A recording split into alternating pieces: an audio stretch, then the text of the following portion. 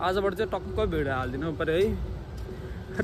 फेरि यसरी सुन्देखा भनेर नभन्नु नि। फेरि सुन देखाएको होइन, मैले कपाल मिलाएको यस्तो होइन, अलिअलिसम्म बनिदिनु पऱ्यो नि त भिडियो हाल्दाखेरि। नारायणी लन्डन ब्रिज हेरेर आएको, पुरा हाम्रो लागि काम छैन रहेछ। लप परे मान्छेहरू मात्रै आउने, हामी जस्तो सिङ्गललाई काम छैन। यो नारायणीतिर हो, यो खतरा छ नि। फेरि नारायणतिर हेरौँ न यस्तो है, के गर्नु।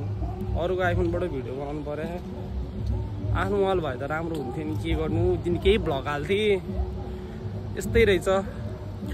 लन्डन ब्रिज हेरेर पनि आइयो, लन्डन जान नि परेन, भिजा लाउनु परेन, पैसा तिर्नु परेन, फ्रीमा लन्डन ब्रिज हेरियो। म अहिले पछि लन्डन ब्रिज पनि देखाइदिन्छु तपाईँहरूलाई।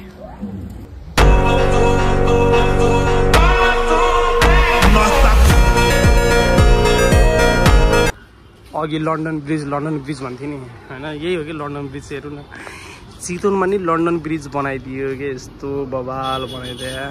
ल यति नै हो ब्लग चाहिँ, मिनी ब्लग जस्तै भयो। दुःख नमानिदिनु होला, हेरिदिनु होला, लाइक गरिदिनु होला, च्यानल सब्सक्राइब गरिदिनु होला।